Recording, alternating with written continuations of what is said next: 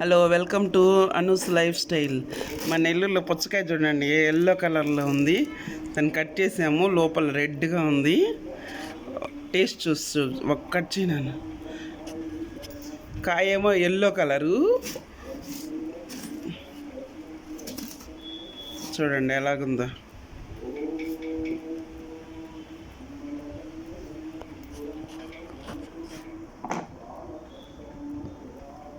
మేము ఇదే first time అండి ఎల్లో కలర్లో పుచ్చకాయ చూడడము.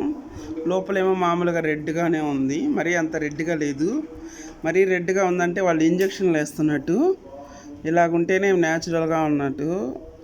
ఇప్పుడు పుచ్చకాయలు అన్నిటికీ ఇంజక్షన్లు వేస్తున్నారండి, చూసుకొని తీసుకోండి.